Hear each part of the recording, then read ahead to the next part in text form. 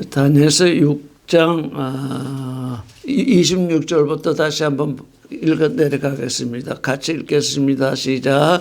내가 이제 조서를 내리노라. 내 나라 관할 아래 있는 사람들은 다 다니엘의 하나님 앞에서 떨며 두려워할지니 그는 사시는 하나님이시요 영원히 변치 않으실 자이며 그 나라는 망하지 아니할 것이요 그 권세는 무궁할 것이며 그는 구원도 하시며 건져내기도 하시며 하늘에서든지 땅에서든지 이적과 기사를 행하는 자로서 다니엘을 구원하여 사자의 입에서 벗어나게 하셨음이라 하였더라. 이 다니엘이 다리오 왕의 시대와 바사 사람 고레스 왕의 시대에 형통하였으라. 26절에 보면 다니엘의 하나님 앞에서 떨며 두려워할지니 그는 사시는 하나님이요 영원히 변치 않으실 자이시며 그 나라는 망하지 아니할 것이요 그 권세는 무궁할 것이며. 이게 아주 굉장한 선언이잖아요. 근데 이게 머리의 지식이라는 거예요.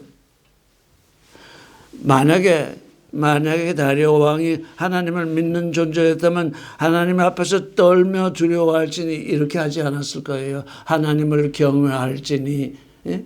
하나님을 경외하며 섬길지니 이렇게 했을 거라고요. 그런데 하나님이 자기의 하나님이 아니고 다니엘의 하나님이니까 그냥 머리의 지식에 들어와 있는 대로 사시는 하나님이시오. 이거 얼마나 우리 다 지금 사시는 하나님을 믿고 있잖아요. 사시는 하나님을 믿을 것이요 이렇게 하지를 못하고 그 앞에서 떨며 두려워하라 그렇게 했어요. 근데 아무도 그 앞에서 떨며 두려워하지 않거든. 왜? 그는 보이지 않는 하나님이시니까. 보이는 임금 앞에서는 떨며 두려워하지만 보이지 않는 하나님을 어떻게 더 두려워하며 떨겠어요.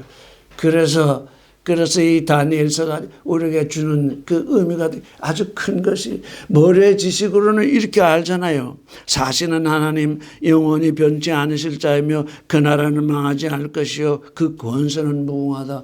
이거 얼마나 굉장한 지식입니까? 그런데 믿지 않고 하는 머리의 지식이기 때문에 그냥 알고 지나가는 거예요.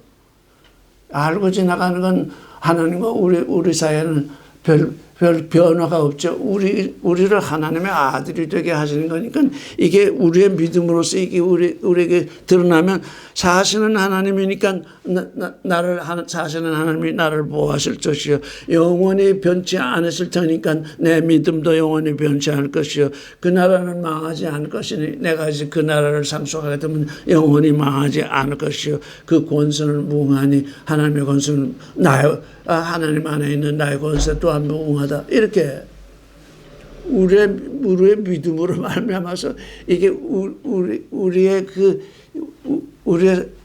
믿음으로 말미암아서 우리의 소망 가운데서 이게 드러나야 되는데 그냥 머리의 지식으로 드러나 있으니까 굉장한 지식임에도 불구하고 아무에게도 다가오지 않는 그런 얘기가 된다고요. 27절 보면 그는 구원도 하시며 건져내기도 하시며 한데 건져내시기도 한다는 뜻은 자유케 하신다는 뜻인데 그는 구원도 하시며 자유케도 하시며 땅에서든지 하늘에서든지 이적과 기사. 이적이라는 게 뭐냐면 징조와 기사를 행하시는 자다. 징조와 기사가 어떻게 다른지 다 아시죠? 제가 여러 번 설명했죠. 징조. 하나님께서 어떤 일을 우리에게 행하실 때 그게 나의 구원과 관계될 때 징조가 되는 겁니다. 아, 하나님은 저렇게 역사하시는구나. 다니엘이 사자굴에 떨어졌을 때 사자들의 입을 막아서 건져내셨구나. 그러니까 나한테는 나도 하나님을 믿게 되면 내가 비록 사자굴에 던질지라도 하나님이 나를 구원하시겠구나. 이게 징조예요. 그런데 다니엘은 사자굴에서 살아났구나. 그렇게만 알면 그게 기사가 돼요.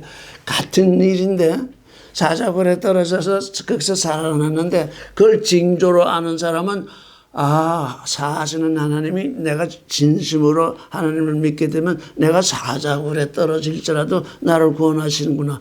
그런 믿음으로 받게 돼서 그 믿음이 되는데 그냥 이렇게 징조로 받으면 어떻게 돼? 그냥 귀한 일. 참 귀한 이다. 어떻게 사자굴에 떨어졌는데 어떻게 잡혀먹지 않았을까? 그렇게 지나가 버린다고요. 그게 뭐예요? 그 전부 종교인들이 하는 행위라고요. 예수께서 십자가에 못 박히셨는데, 예수의 십자가를 말미암아서 내 죄가 구속이 되고, 죄로부터 구속이 되고, 내가 이제 구원을 받았구나. 그러니 내가 주님의 십자가를 본받는 삶을 내가 살아야 되겠다. 그게 예수의 십자가가 내게 징조가 되는데, 예수가 나의 죄와 나의 고통과 나의 불평을, 나의 모든 약점을 담당하시고 이제 죽었다가 살아나셨으니 나는 이제는 완전히 살았다. 이제 나는 그냥 천국에 간다. 그게 기사라고요. 나와 관계없는 그게 기사로 되거든요. 그래서 이게 보세요. 징조와 기사를 다 얘기하면서도 그는 다리오 왕에게 드러난 징조가 하나도 없는 거예요. 그냥 징조와 기사를 행한다 이렇게만 지금 얘기를 하고 있죠. 그래서 우리의 믿음은 다니엘서를 볼 때 이게 다니엘에게만 특정하게 일어난 것이 아니라 이 일이 우리 안에서 지금 일어나야 되는구나.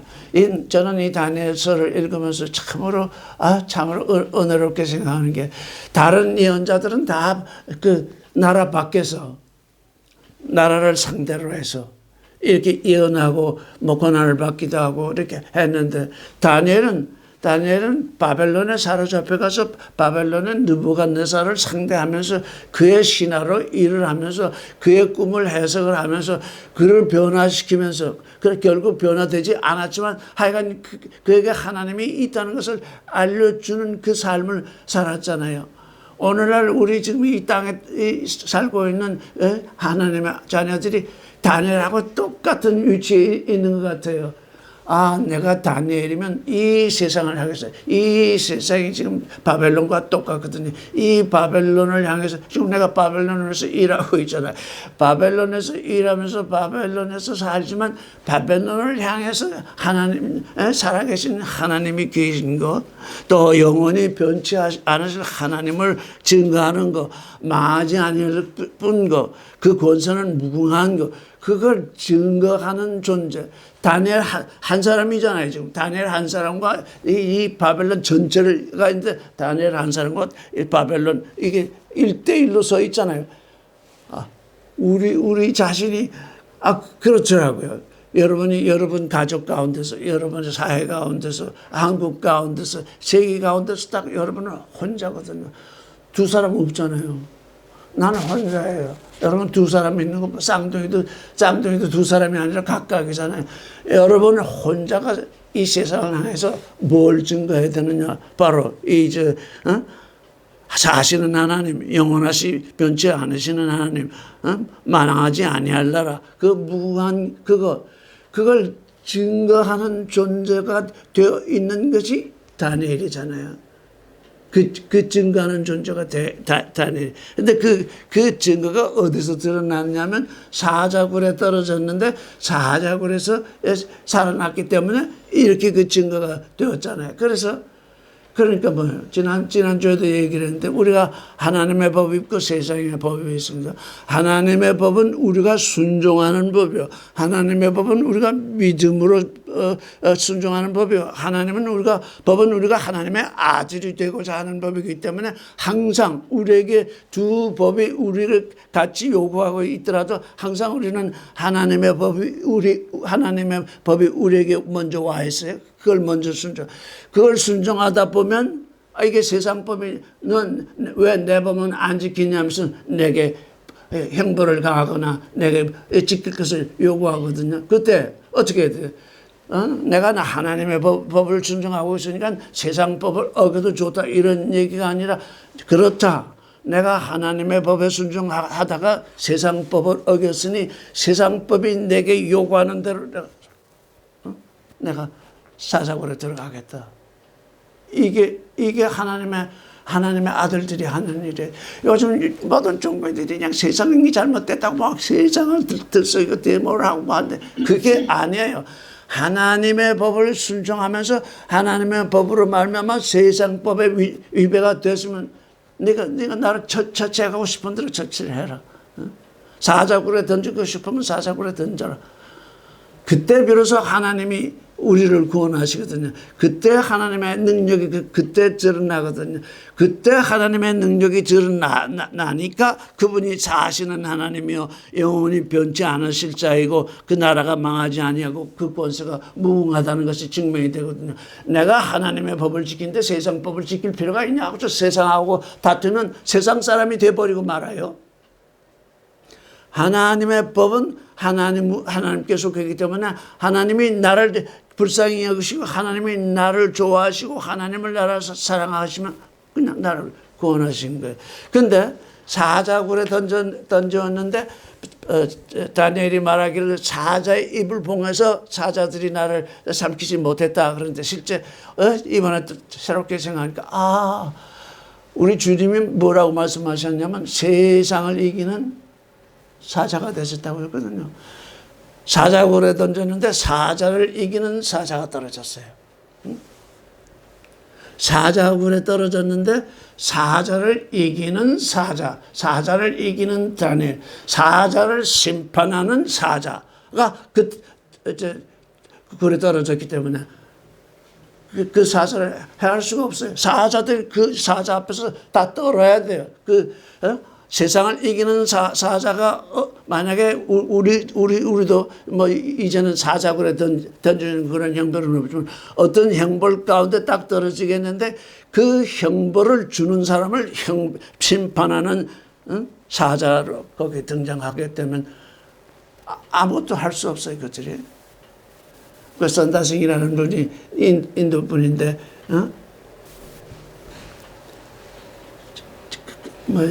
미션 스쿨에 다녔는데 자꾸 예수님 하나님에 대해서 얘기를 해서 어느 날 하나님이 계신지 예수님이 계신지 목욕제계를 하고서 나타나셨으면 나는 죽겠습니다 하고서 정말 목숨을 걸고 기도를 했었는데 주님이 나타나셨다는 하잖아요. 그때부터 이제 인대 회개했던 거예요. 거기서 이제 주님을 믿게 됐더니 그 어머니가 내보내잖아요. 집을 떠나라. 했더니 집을 떠나라 그러고서는 독약을 벤또를 싸줬는데 독약을 담아서 보내줬어요. 그거 먹고 가다가 죽으라고. 다 터여버려서 가다가. 독약이 어떻게 돼요? 이 산다성을 삼킬 수가 없는 거예요. 이게 그래서 제가 늘 얘기하죠. 정말 순결한 믿음. 하나님만 의지하는 믿음. 그래서 저는 우리가 또 그동안 많이 얘기했죠. 그거야말로 경이로운 믿음. 그거야말로 이 구원의 징조를 믿는 믿음. 하나님이 누구에게 이렇게 다니엘에게 이렇게 구원하셨다. 이거 성경 이게 우리가 무슨 소설책도 아니고 아무 책도 아니잖아요. 하나님의 말씀이잖아요. 다니엘에게 그렇게 왔다면 다니엘의 믿음이 어떤 믿음이었을까? 사자굴에 던지는 것까지도 두려워하지 않고 목숨을 내놓은 믿음이었구나. 나도 그런 믿음을 가지고 있으면 언젠간 내가 그런 일을 당할 때 하나님이 나를 구원하시는구나. 나로 하여금 사자를 심판하는 사자가 되게 하시구나. 그런 일이 우리에게 일어날 때 이제 하나님께서 살아계신 것이 우리에게서 증거되거든요. 자, 그 다음에 26절 보면 이 다니엘이 다리오 왕의 시대와 바사 사람 고레스 왕의 시대에 형통하였더라 그랬어요. 이사야 44장 28절을 한번 읽어보겠습니다. 자, 한번 같이 읽어보겠습니다. 시작. 44장 28절 시작. 고레스에 대하여는 이르기를 그는 나의 목자라 나의 모든 기쁨을 성취하리라 하며 예루살렘에 대하여는 이르기를 중건되리라 하며 성전에 대하여는 이르기를 내 기초가 체험이 되리라 하는 자니라. 이 이사야 44장이 언제 기록된 거냐면 BC 712년 BC 712년에 기록된 거예요. 그런데 스가랴 1장부터 4절 1절부터 보겠습니다. 스가랴 1장 1절부터 한번 같이 읽어보겠습니다. 시작. 다리오 왕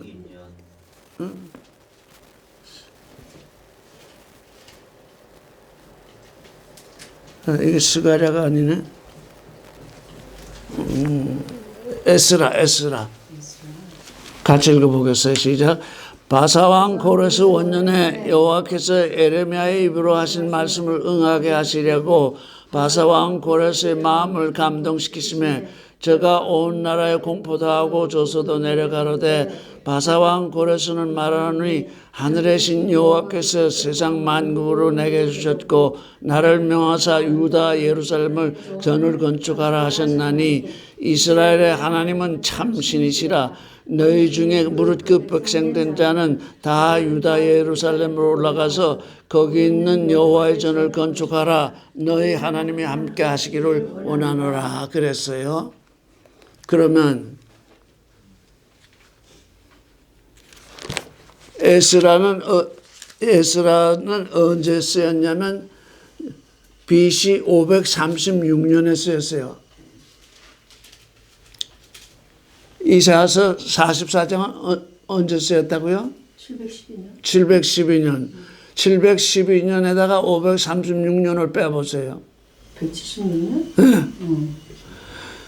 고레스가 태어나기도 전에, 고레스가 왕이도 되기도 전에 누가 예언했다고요? 이사야가 먼저 이사야가 먼저 예언했어요.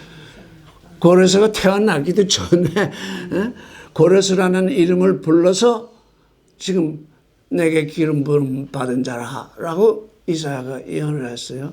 나는 오늘 오다가 나는 여러분께 이 얘기를 하고 싶어요.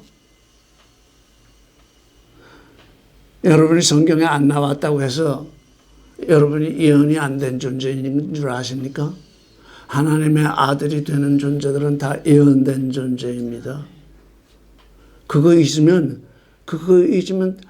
다 틀려먹어요. 나는 지금 하나님께서 이미 내 아들이라고 이미 예언된 존재이구나. 그럼 어떻게 돼요? 예언된 존재의 삶을 살아야죠. 근데 그 사람들이, 육신을 가진 사람들이 그걸 몰라가지고 내가 말씀을 듣기 전에는 내가 예언된 존재인 줄을 몰라요. 왜?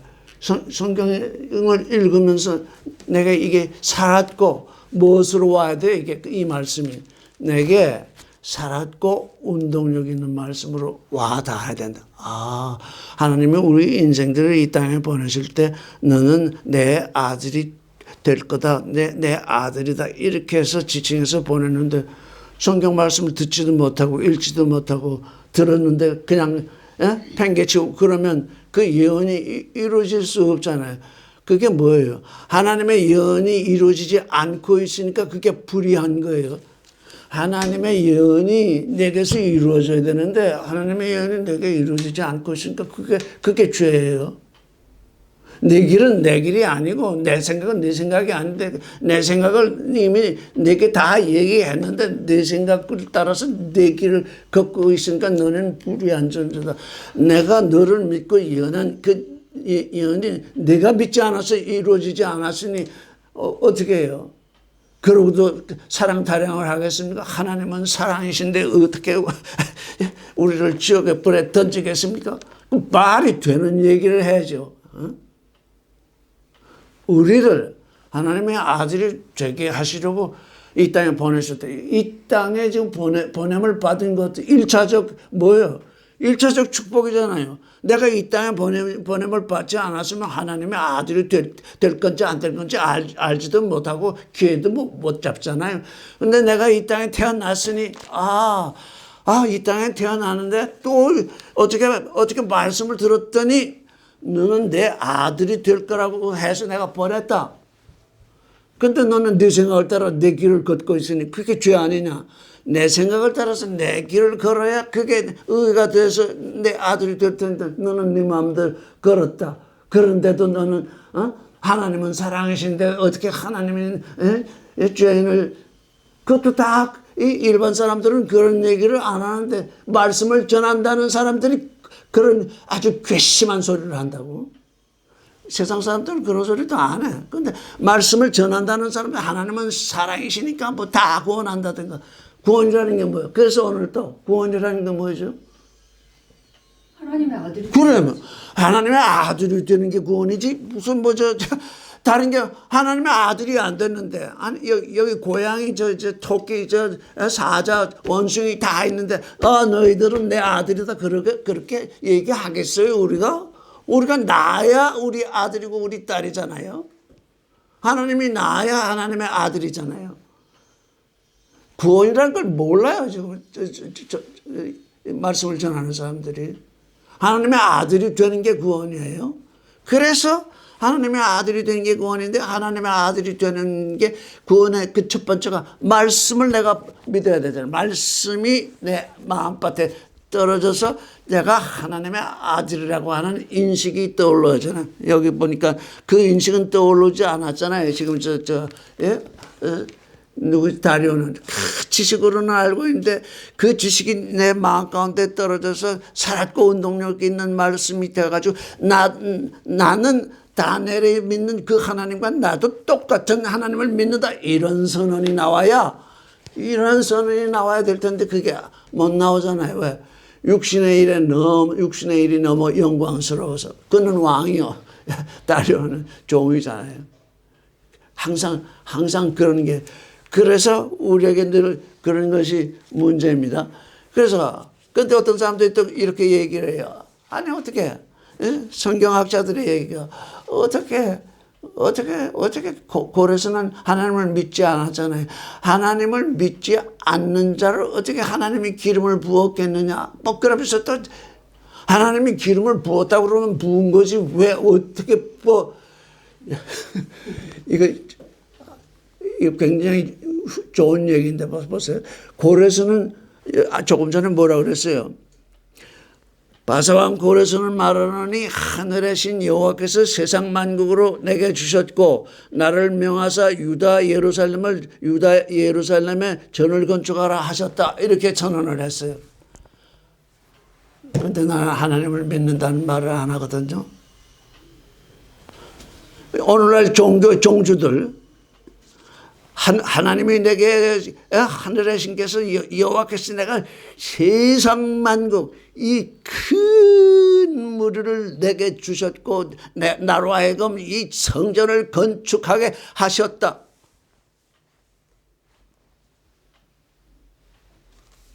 그래서 어떻게 됐다는 거예요? 하나님과 상관이 없어요. 그래서 이 고레스에 관해서 우리가 좀 깊이 생각을 해봐야 돼요. 하나님은 이스라엘 백성이 예루살렘으로 돌아가서 전을 건축하는데 이스라엘 백성이 지금 바벨론에 사로잡혔다가 지금 해방돼서 나가게 되게 하잖아요. 그 해방자 고레스가 지금 해방자가 되어 있잖아요. 이스라엘의 해방자. 이스라엘의 육신의 해방자라도 기름을 부으시는구나. 종교인도 기름 부음을 받는구나.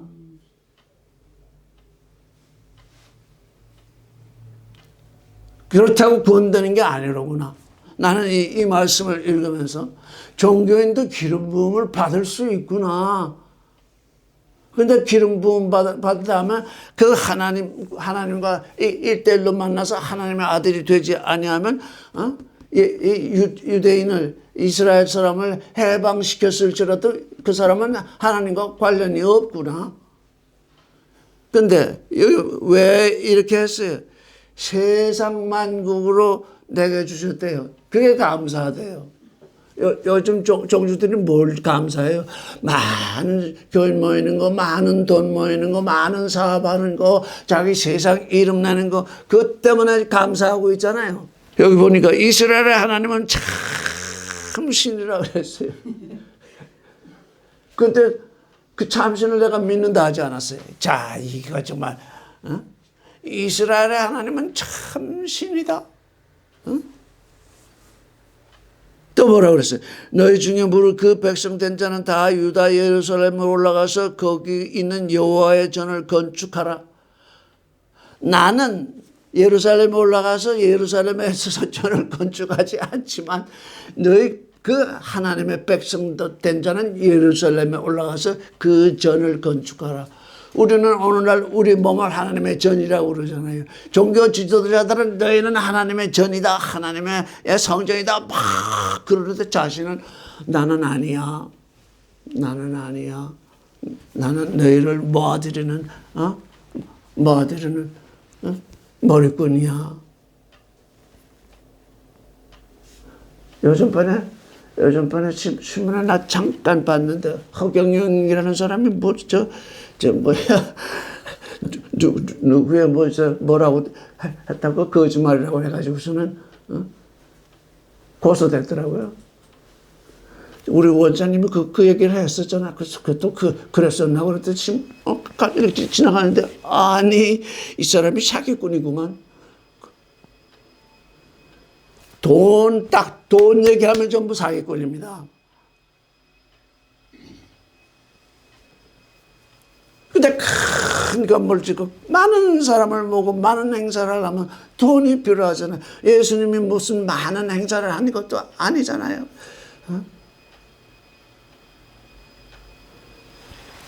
그래서 우리 주님을 보면 그렇게 하나님과 하나 되어 있다가 세상법에 저촉이 됐잖아요. 어떻게? 유대인들이 심각하게 하나님 모독자라고 딱 판정이 났잖아요. 유대법에 있어서 하나님 모독자는 죽어야 되잖아. 그래서 유대법이 그렇게 되어 있으니까 하나님 모독자는 사형에 처한다. 근데 또 그게 또 유대법으로서는 안 되잖아요. 왜? 로마 법에서는 유대 사람이 사람을 죽일 수 없잖아요. 그래서 또 누구에게 갔지요? 빌라도에게 가지고 또 사형에 처해달라고 그렇게 애거를 해가지고 죽이게 되잖아요. 로마 법도 법이요, 유대법도 법입니다. 그런데 그게 뭐 때문에 걸렸느냐? 하나님의 법 때문에 걸렸거든요. 하나님의 법에 순종하다 보니까 유대법에 걸려. 그래 너희가 죽이고 싶으면 죽여라. 죽였더니 유대 사람들은 이제 승리를 해가지고 이제 할렐루야 했는데 3일 만에 3일에 살아나시잖아요. 그러니까 우리에게 이 죽음이라는 건 죽음과 부활은 하나로 되어 있어야 돼요. 내가 죽으면 내가 죽음과 동시에 시차가 있어요. 예수께서도 3일 만에 살아나셨어요. 이 성경을 자세히 들여다보면 우리는 제4일째 살아나더라고. 왜? 주님이 3일 만에 살아나셨으니 3일 만에 살아나신 주님이 우리한테 오는 하루가 더 필요하더라고요. 그래서 요한계시록 보면 두 증인이 제4일째 살아나죠. 우리에게 죽었다가 살아나는 그 3일 그게 도대체 어떻게 될지를 몰라서 다 거기서 헤매고 있잖아요. 다니엘도 사자굴에 던졌잖아요. 사자굴에 던졌는데 금방 살아난 것이 아니라 거기서 먹히진 않았는데 그 다료가 밤새 고민하다 새벽에 왔잖아요. 다니엘도 하루 지난 후에 그 사자굴에서 나오게 되잖아요. 그 나오는 때와 던져지는 때와 나오는 때가 시차가 있는 거예요. 그 시차를 견디지 못해요. 거기에 지금 우리에게 와 있는 그런 어떤 그거 어떻게 될 거냐? 내가 식물인간이 될 것이 아니냐? 늘 이런 생각을 하고 있는데 그게 그럴 수가 없는 거예요. 자, 이제 여기까지 이제 우리가 읽고 7장으로 넘어가겠습니다. 7장, 자, 같이 읽겠습니다. 시작. 바벨론 왕 벨사살 원년에 다니엘이 그 침상에서 꿈을 꾸며 내 속으로 이상을 받고 그 꿈을 기록하고 그의 대략을 진술하니라. 다니엘이 진술하여 가로되 내가 밤에 이상을 보았는데 하늘에 네 바람이 큰 바람 몰려 불더니 큰 짐승 넷이 바다에서 나왔는데 그 모양이 각각 다르니. 여기까지만 읽겠습니다.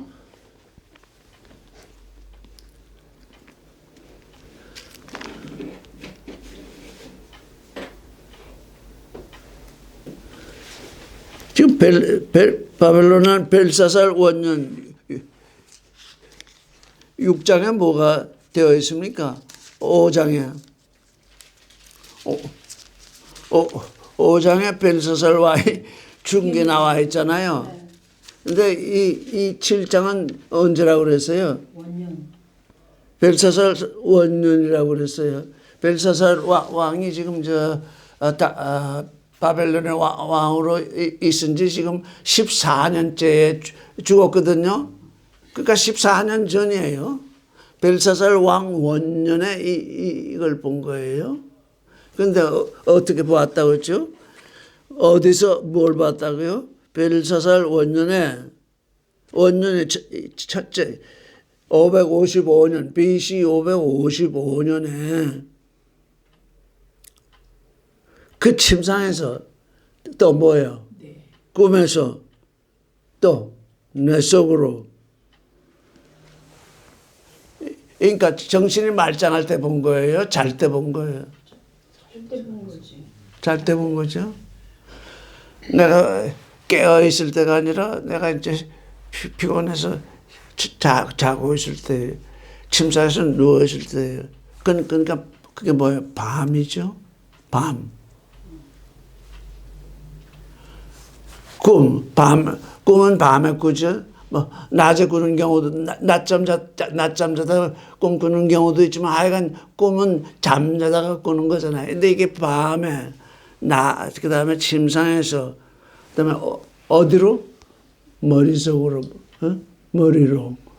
지금 우리는 머리에 와 있는 지식은 많이 있잖아요. 근데 뭐가 안 돼 있죠? 내 마음으로 떨어지지 않고 있잖아요. 그러니까 이 다니엘이 지금 상태가 어떤 거예요? 지금 마음에 떨어져 있는 건가요? 머리에 머물러 있는 건가요? 지금 머리에 자면서 온 것인가? 머리에 머물러 있는 거예요. 그래서 이게 아람어로 되어 있는 거예요. 지금 느부갓네살도 꿈을 꿨는데 밤에 침상에서 내 속으로 꿈을 꾸면서 내 속으로 이상을 받았다. 똑같아요 지금. 다니엘도 밤에 침상에서 꿈을 꾸면서 내 속으로 받았어요. 근데 아직 이게 어디로 안 떨어졌어요. 가슴 속으로 떨어지지 않았어요. 지금 그러니까 느부갓네살하고 다니엘하고 지금 어떤 차이가 있나요? 똑같아요 지금. 받은 게 똑같다고. 다니엘은 다른 해석을 받을 필요가 없었는데 느부갓네살은 그걸 몰라서 다니엘의 해석을 들었고, 이제 7장 이후부터 7장에서 꾼 꿈이 해석되는 것이 7장 이후 전체입니다. 7장에 온 이 꿈이 8장 9장 계속해서 새롭게 해석이 돼가는 그 말씀이라고요. 그래서 8장부터 히브리어가 되는 거예요. 그러니까 밤에, 그러니까 우리 머릿속에서 지금 말씀을 머릿속에서 자꾸 맴돌고 있으면 그게 지금 어느 상태라는 거예요? 밤이라는 거예요. 살았고 운동력 있는 말씀으로 내 안에 마음속에서 받아줘서 내 존재의 변화가 오지 아니하고 머릿속에서, 왜? 일단 머리로 오잖아요. 말을 듣는데 먼저 머리로 듣잖아요. 귀로 듣고, 귀가 머리에 있어요. 귀로 듣고, 귀로 한창 듣고 들은 것이, 그렇구나 하고서 지금 마음속으로 떨어져야 되는데, 그렇구나를 못하는 거예요. 그게 뭐냐? 그렇구나 하는 게 징조예요. 뭐 기속으로 다 들었는데 다니엘의 얘기를 다 들었는데 머리에서만 맴돌아요. 근데 어느 순간 아 그렇구나. 그때 내 가슴속으로 응? 왜? 내 몸에 지금 변화가 생기거든요. 그게 깨달음으로 오기 시작하면은. 근데 머릿속에 있는 건 자꾸 지식으로만 쌓이지, 예? 내 존재의 변화가 오지 않아요. 그래서 꿈을 꾸며 내 속으로 이상을 받고 그 꿈을 기록하며 그 일의 대략을 진술하리라. 이 대략이라는 게, 아주 큰 덩어리. 그러니까, 이 밤에 이 이상을 봤는데 그 하나하나를 다 기록할 수 없잖아요. 그냥 이렇게 흘러가는 흐름만 기록할 뿐이지 그거 어떻게 하나하나를 다 기록할 수가 없는 거예요. 그래서 그 큰 덩어리를 기록했는데 언제라고요? 벨사살 왕년 언제라고요? 밤에 언제라고요? 잠잘 때 언제라고요? 머릿속으로. 이거 지금 이 7장까지의 일을 잘 이해를 해야 돼요. 이 7장까지의 일은 밤의 일이구나, 육신의 일이구나, 내 머릿속의 일이구나, 꿈속의 일이구나, 종교인의 일이구나, 아들의 일이 아니로구나. 그거를 인식해야 된다고요.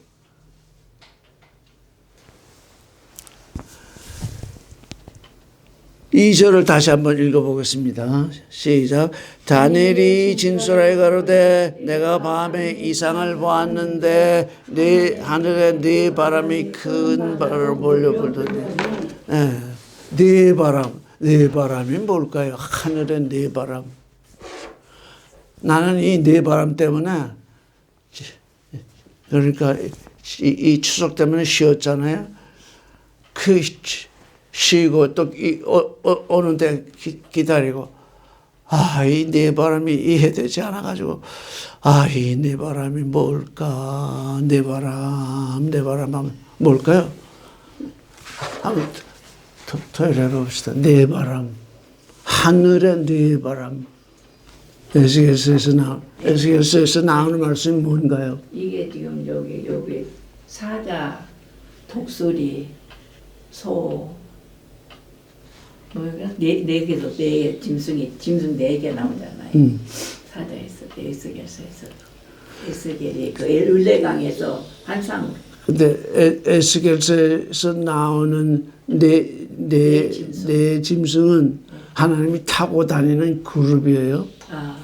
네 바람이 뭘까요? 자,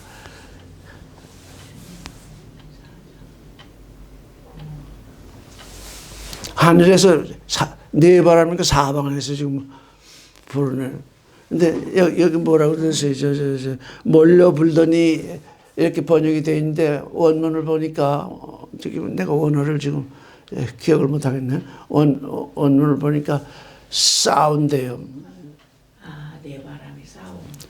네 바람이 어디로 싸워요? 싸우면서 바닷속으로 지금 싸우면서 내려오는 거예요.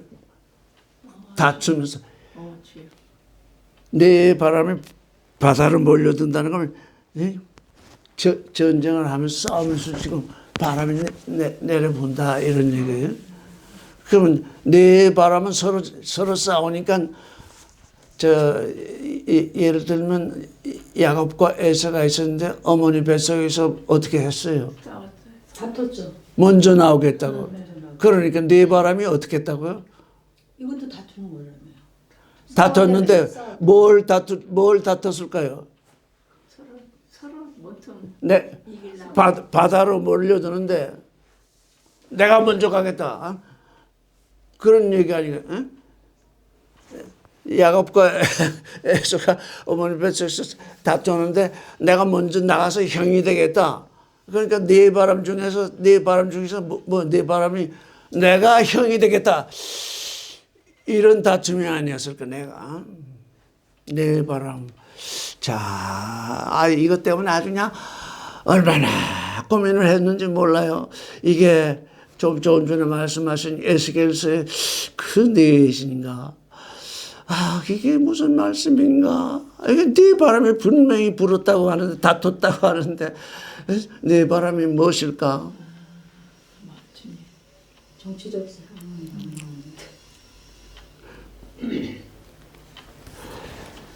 그런데 창세기 3장 8절에 일단 해결의 실마리가 보이더라고요. 창세기 3장 8절 한번 보겠습니다. 3장 8절에 뭐라고 되어 있죠? 같이 읽겠습니다. 그들이 날이 서늘할 때 동산에 거니시는 여호와 하나님의 음성을 듣고 아담과 그 아내가 여호와 하나님의 낯을 피하여 동산 나무 사이에 숨은지라. 여러분은 제 창세기 해설을 예전에 다 들었는데 또 다 까먹었을 것 같은데, 날이 서늘할 때가 아니라 그 날의 바람을 향하여, 이렇게 번역이 되어야 됩니다. 그 날의 바람을 향하여. 그럼 이게하고 지금 이거하고 이제 연결을 시켜봐야 돼요. 그다음에 한 구절을 더 보겠습니다. 창세기 1장 2절. 땅이 혼돈하고 공하며 흑암이 깊음에 있고 하나님의 신은 수면에 운행하시니라. 그래서 이게 도대체 뭔가? 근데 히브리어가 묘한 게 헬라어는 영이 푸뉴마잖아요.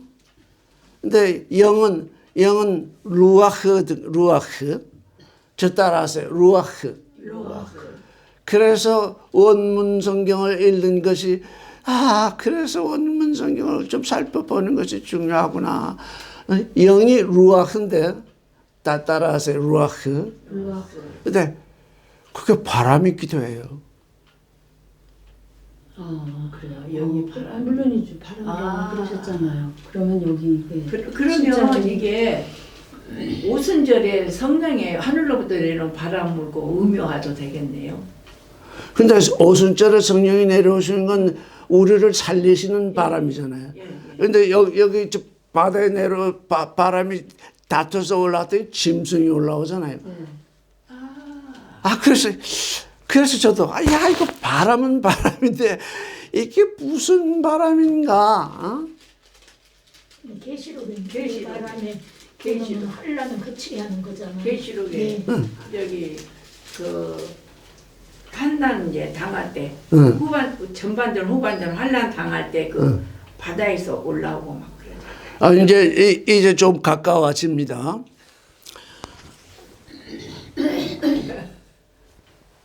창세기 1장 2절에 하나님의 바람, 하나님의 영이 수면에 운행했다. 근데 창세기 두 번째로 바람이 나오는 게 이게 3장이거든요.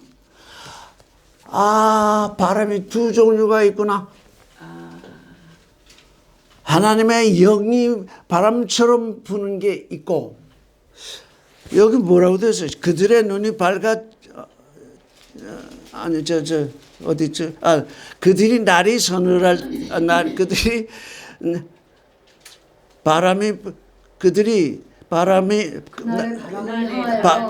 그날의 바람을 향하여 동산에 거느시는 여호와 하나님의 음성을 듣고. 여호와 하나님이 어떻게 걸었다고요? 그날의 바람을 향해서 걸어왔어요. 그날의 바람. 그렇다면 동산에 분 바람은 뭘까요? 동산에 불어온 바람. 그 앞에서 이제 여기 동산에서 부는 바람은 6절을 보세요. 6절. 그 나무를 번져 먹음직도 하고 범직도 하고 지혜롭게 할 만한 탐스럽기도 한 나무인지라. 그게 뭐예요? 먹음직도 하고 선악과 먹음직도 하고 보암직도 하고 지혜를 먹음직도 하고 육신의 정욕, 심해. 육신의 정욕의 바람, 보암직도 하고 안목의 정욕의 바람, 지혜롭게 할 만치 탐스러운 것, 이생의 자랑의 바람. 하나 또 뭐 있어요? 선악지시. 선악지시. 지금 야 이걸 또 자 그러면 이렇게 해석하는 것이 정말 옳은가? 이렇게 이 네 바람을 이렇게 봐야 하는가? 그래서 봤더니 에베소 2장 2절에 또 해답이 나와 있더라고요. 에베소 2장 2절. 세상 풍속. 그때 여호와가 그 가운데서 행하여 이 세상 풍속을 쫓고 공중의 권세 잡은 자를 따랐으니 곧 지금의 불순종의 아들들 가운데 역사하는 영이라. 예. 그때 너희가 여호와가 아니라 그때 너희가 그 가운데서 행하여 그 공중의 권세. 우리는 지금 여기 하늘의 네 바람이라고 그러는데 성경은 이 구약은 공중과 이 하늘 같이 쓰거든요. 공중의 권세. 지금 우리 공중의 권세라는 건 뭐냐면 우리 마음이 비어 있어요. 우리 마음이 비어 있기 때문에 첫사람으로 태어난 사람은 모두 마음이 비어 있어요. 비어 있다는 게 뭐가 비어 있냐면 하나님의 사랑이 비어 있고 하나님의 생명이 비어 있고 하나님의 거룩이 비어 있고 하나님의 진리가 비어 있어요. 근데 뭐로 채워져 있다고요? 육신의 정욕, 암흑의 정욕, 이생의 자랑, 선악 지식이잖아. 우리에게 채워져 있는 건 육신의 정욕, 암흑의 정욕, 이생의 자랑, 선악 지식이고 비어 있는 건 생명, 사랑, 거룩, 진리잖아요. 공중의 권세를 잡은 자라는 건 뭐예요? 그 네 가지를 권세를 잡은 자예요. 그 네 가지 우리의 마음은 곧 이 공중을 말하는 거예요. 예전에 공중의 권세에서 이 공중을 말하는 것이 아니라 실제 이 공중이 비어 있잖아요. 공중은 누구든지 차지하면 차지하는 거예요. 이 집도 높이 짓게 되면 어떻게 돼요? 그 공중 차지하는 거예요. 이 세상 왕들이 높은 궁정을 지으면 어떻게 돼요? 그 공중 다 차지하는 거라고. 그래서 이 세상 왕들이 뭘 차지하고 있어요? 공중의 권세를 차지하고 있다고요. 공중의 권세를 잡은 자를 따랐는데 누구라고요? 지금 불순종의 아들들 가운데서 역사하는 영이라 그랬잖아요. 영이 뭐예요? 그 영이라는 게 그게 바람이래요. 불순종. 그래서 하늘의 네 바람은 사실 우리가 지금 이 창세기 3장을 보면 뱀이잖아요.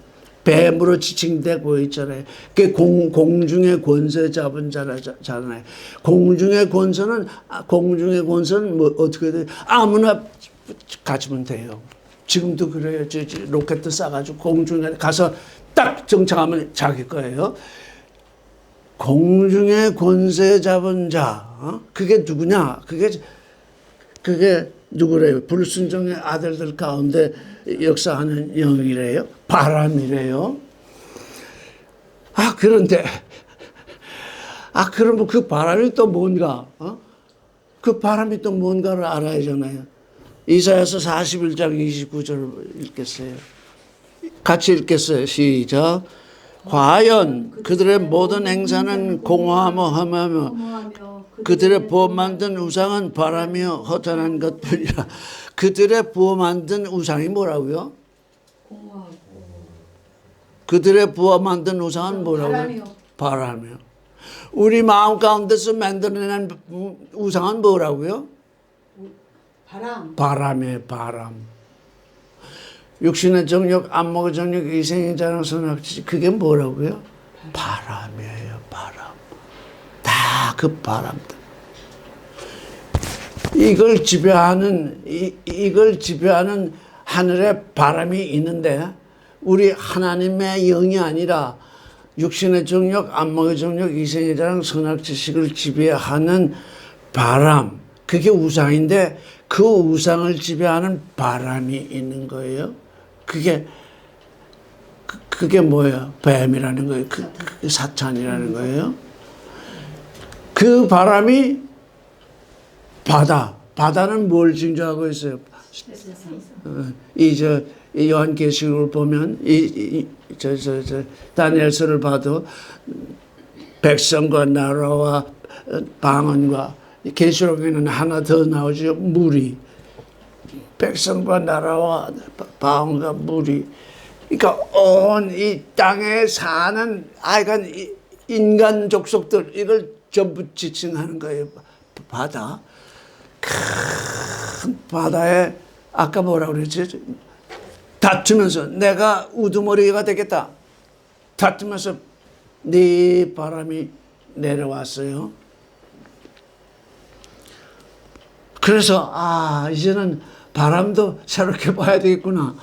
생명의 바람, 하나님께로 오는 생명의 바람이 있고 우리 육신의 몸에서 나가는 그 사망의 바람, 또 저 사탄에게서 오는 이제 파괴의 바람, 그거 구별하지 못하면 또 성경 읽는데 커다란 장애가 생기겠구나. 왜? 바람을 알지 못하니까요. 그래서 바람이 불어왔더니 제일 먼저 나온, 그까지만 하겠습니다. 바람이 불어 나왔더니 제일 먼저 나온 짐승이 뭐죠? 사자. 짐승 중에 으뜸이 뭐예요? 사자잖아.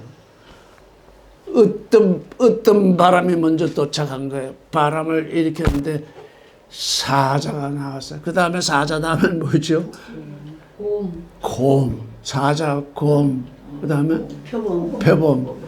그 다음에 네 번째는 알 수가 없는 아주 괴물이 나오는 거예요. 근데 그게 어디에 있다고요? 공중에. 머리, 가슴, 배, 다리. 내 몸이 지금 누구의 지배를 받고 있어? 나보다 육신의 정력,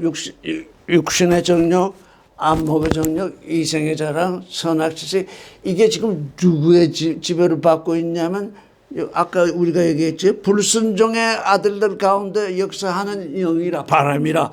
그것도 바람이에요.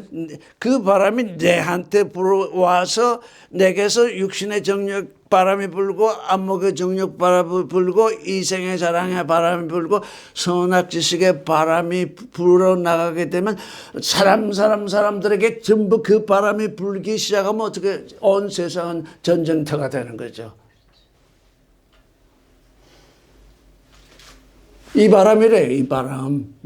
저는 이사야서 41장 29절에서 그들이 부어 만든 우상은 바람이요. 와, 우상이 바람이로구나. 근데 깜짝 놀랐어요. 왜 깜짝 놀랐을까요? 우상이 바람인 걸 알고서는 깜짝 놀랐어요. 와. 이게 성경이 바람 얘기로구나 하는 걸 알게 됐어요. 3장 5절. 자, 이 어떤 우상이 생겼나 보세요. 3장 5절. 3장 5절. 단년 3장 5절. 창세기 3장 5절. 어떤 바람이 생겼나 보세요. 시작. 네가 그것을 먹는 날에는 너희 눈이 밝아 하나님과 같이 되어 선악을 알 줄을 하나님 아심이니라. 저는 아주 너무너무 깜짝 놀랐어요. 그동안 선악을 아시는 하나님에 대해서 여러 가지로 해설을 했었는데, 이게 우상이로구나. 선악을 아는 하나님. 요게 아담이 만들어낸 우상이로구나. 뱀이 얘기를 했더니 그걸 믿어가지고 선악을 아는 하나님이라는 개념이 딱 들어오니까 내가 하나님처럼 되네. 근데 그 하나님처럼 되는 그 하나님이 선악을 아는 하나님. 선악을 안다는 건 뭐예요? 선악지식이라는 게 뭐예요? 육신의 정력, 안목의 정력, 이생의 자랑을 정당화하는 신. 육신의 정력, 안목의 정력, 이생의 자랑을 정당화하는 나. 내가 우상이 돼버리는 거예요. 깜짝 놀란 게 이거예요. 선악을 아는 하나님이라는 게 이게 우상이로구나. 하나님은 생명의 하나님이요, 사랑의 하나님이요, 진리의 하나님이요, 거룩의 하나님인데 뱀이 와서 너는 하나님처럼 되는데 이 실과를 먹게 되면 선악을 아는 하나님이라고 딱 이렇게 딱 규정을 지어줬어요. 선악을 아는 하나님처럼 된다. 선악을 아는 하나님처럼 된다. 지금 뱀이 아담에게 우상을 제공해 준 거예요. 너는 선악을 아는 존재가 되어야 된다. 너는 이제 앞으로 우상을 만들어가는 존재가 되어야 된다. 이제까지 창세기 3장을 참 여러 각도로 해설을 하고 이해를 시켜왔는데, 이사야서 여기서, 우상은 바람이다. 이게, 그래서 창세기 1장 2절에 하나님은 생명의 바람을 부르셨는데, 여기 보여요. 3장 6, 5절에서 우상의 바람이 불어온 거예요. 누구에 의해서? 뱀에 의해서. 뱀의 말에 의해서. 그러니까 뭐예요? 또 한 번 놀라죠. 내 말이, 예수께서 말씀하시고, 내 말이 영이요, 바람이요, 생명이라. 우리의 이 말이 생명을 일으키는 바람이 되느냐, 사망을 일으키는 바람이 되느냐, 둘로 나뉘는구나. 그 외에는 없구나.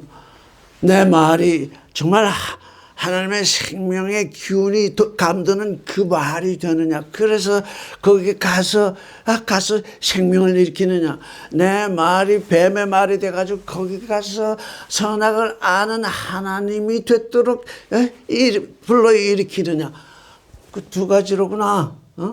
근데 먼저 생명의 바람이 먼저 불어왔어요. 1장 2절에서. 근데 뱀이 3장 5절에서 사망의 바람을 부르기에, 이게 지금 이 전쟁이구나. 지금 다니엘서에서 뭐예요? 생명의 바람과 사망의 바람이 지금 전쟁이 여기서 지금 일어나게 되는 거예요. 그래서 지금 이제 이 사탄이 지금 여기 7장 이후부터 그냥 전쟁 얘기가 계속되거든요. 이 전쟁 얘기가 도대체 뭔가? 그랬더니 육신과 하나님의 영의 바람이 지금 이렇게 맞닥뜨리는데, 우리 육신은 가까이 있고 하나님의 바람은 멀리 있으니까 항상 어떻게 돼요? 이 육신이 이기잖아요. 그런데 다니엘이 거기 등장하고, 다니엘을 여기 딱 보내신 이유가 바로 이거로구나. 모든 바벨론 전쟁이 모두 지금 이 전쟁에 빠져가지고 그냥 전쟁하고 있는데 다니엘만 홀로 지금 하나님의 생명의 바람을 받고 있구나. 그래서 우르르하고 각자 자기 자리에서 생명을 바람을 받는 유일한 존재가 되라. 난 이 성경을 해석하는 사람들이 다니엘은 뭐 선지자였는지 아니었는지도 알지도 못하겠고, 뭐 바벨론에서 뭐 세상 일을 하고 뭐 이렇게 설명서를 붙여놓으니까, 이 다니엘서를 읽고 어떻게 하나님의 생명을 알겠는가? 유일하게 바벨론에서 유일하게 지금 하나님의 생명의 바람을 붙들고 그 안에 하나님의 영이, 하나님의 바람이 있다고 그랬잖아요. 그 안에 유일하게 높으신 하나님의 바람이 있는 그 존재를 놓고 뭐 이렇쿵 저렇쿵 이렇게 해설을 붙여놓으니까 하나님의 일이 도무지 다니엘서에서 드러나지 않는 거죠. 우리는 다니엘서를, 물론 다니엘서에서 징조를 얻어야 되는데 더욱더 중요한 건 우리 자신이 다니엘이다 그 말이에요. 지금 바벨론에 떨어져 있구나. 바벨론에 떨어져 있으니 내가 누구로부터 숨쉼을 받아야 되는가? 숨쉼도 바람이잖아요. 하나님과 소통하는 존재.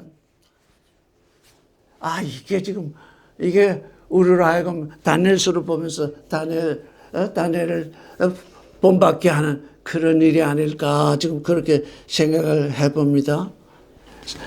이사야 42장 1절 읽고 끝내겠습니다. 41장 자 보세요. 41장 29절에 조금 전에 우리가 검토했던 게 있죠. 과연 그들의 모든 행사는 공허하며 험하며 그들의 부어 만든 우상은 바라며 허탄한 뿐이라. 이렇게 되고 나서 42장이 딱 시작되는데 나의 붙드는 나의 종, 내가 붙드는 나의 종, 내 마음에 기뻐하는 나의 택한 사람을 보라. 내가 나의 영을 그에게 주었은즉 그가 이방에 심판을 베풀리라. 이게 우리 주님께 대하여 얘기하는 얘기인 동시에 주님을 쫓는 종들 또한 똑같은 얘기지. 내가 붙드는 나의 종, 아버지 하나님이 붙드는 그 아들, 내 마음에 기뻐하는 나의 택한 사람을 보라. 내가 나의 바람을 그에게 주었은지 그가 이방에게 심판을 베풀리라. 그 우리가 뭘 하든지 무슨 바람 얘기를 많이 하잖아요. 근데 이 세상에 얘기에 대해서는 바람 얘기를 많이 해봤지만 우리 믿음에 관련돼서는 바람과 연결돼서 생각을 못 해봤잖아요. 근데 내 안에서 뭐가 나와요? 에너지가 나오는 게 뭐예요? 그거 바람이잖아요. 맞아요. 내 안에서 에너지가 나오는 그게 에너지가 나오지 아니하면 아무 일도 안 되잖아요. 내 아내가 그래서 이게 이사야서 41장 29절에 이거 바람이 뭔지 성구사전 이만한 거 있는데 그 바람이 뭔지 바람을 쭉 이사야 41장 29절 우상이 바람이네. 우리는 지금 우리 육신은 바람을 따라서 하는구나. 바람에 따라서 이렇게 움직이는구나. 그거를 알겠더라고요. 네, 오늘은 여기까지 하겠습니다.